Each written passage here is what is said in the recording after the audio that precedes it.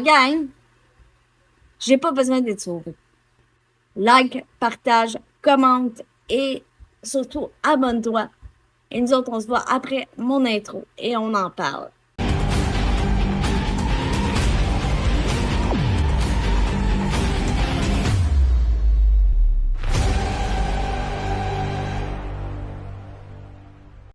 Comme j'ai dit dans mon intro, j'ai pas besoin d'être sauvé et malheureusement, quand quelqu'un de mobile décide de sortir avec moi, c'est le premier réflexe, même inconsciemment.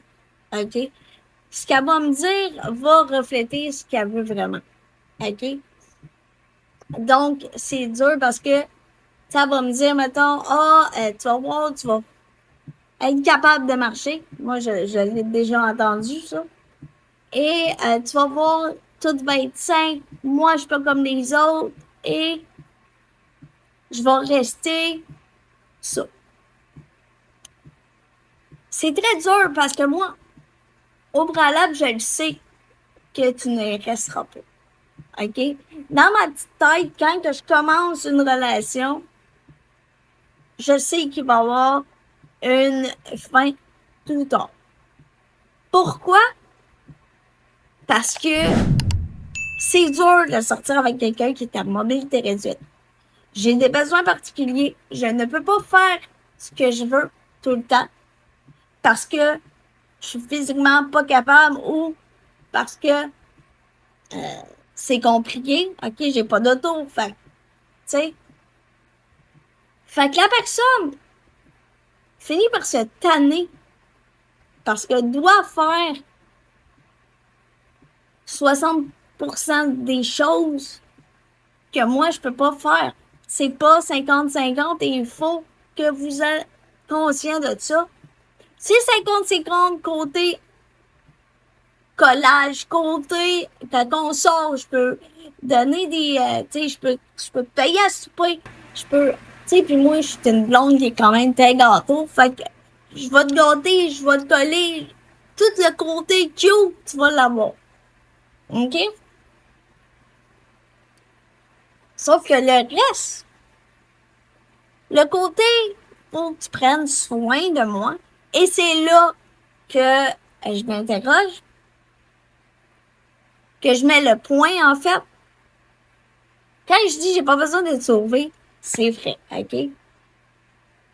Parce que mon combat, c'est mon handicap, c'est ma vie, c'est mon combat à moi. Toi, t'as juste à être là puis à m'aimer.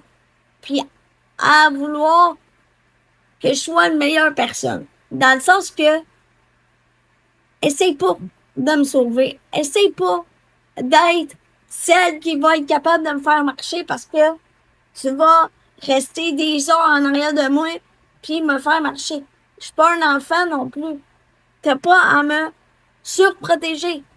Et ça, c'est l'enfer, la gang, parce que c'est pas pire quand la personne n'a pas d'enfant. Mais quand la personne a des enfants, là, ça, c'est un autre paire de manches parce que elle devient hyper vigilante, hyper protectrice, au même titre qu'elle va être protectrice avec ses enfants. OK? Puis souvent, on va me dire, ah non, c'est une joke.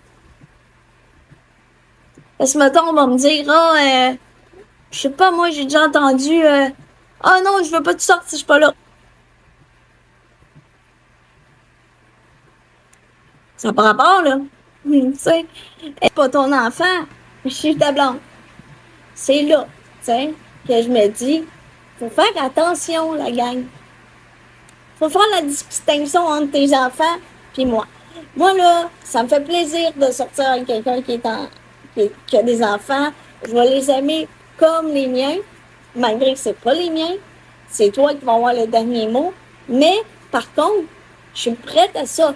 Ça me dérange pas.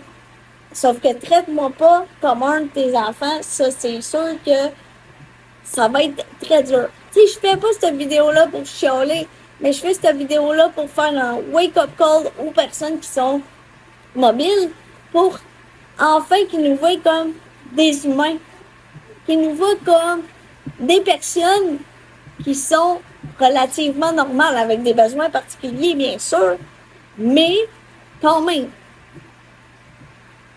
C'est pas comme la personne, ah oui, moi je sors avec quelqu'un qui est handicapé. Tu comprends? Avant d'être handicapé, on est des humains, mon Dieu. Puis, dans le fond, il faut arrêter de dire, ah ben, je sors avec elle pour la sauver. Parce que moi, ça, c'est déjà arrivé, là. Puis, il y a une autre affaire. Vous sortez avec quelqu'un qui est à mobilité réduite. Vous le savez qu'il est à mobilité réduite. Pourquoi après 6 mois, vous nous laissez? Parce que, oups, là, ça devient trop dur. Je sais, moi, j'ai un mauvais caractère. J'ai des blessures qui sont là encore. Et oui, je travaille dessus.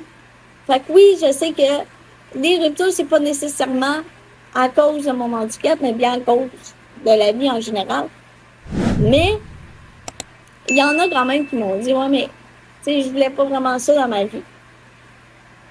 Okay, mais pourquoi t'as passé 6 mois à me faire à croire que on allait avoir une vie à deux, là? Tiens, c'est à ça qu'il faut penser avant de sortir avec quelqu'un qui est à mobilité réduite. Pourquoi je m'intéresse à cette personne-là? Est-ce que dans 6 mois, ça va encore me tenter? C'est ça.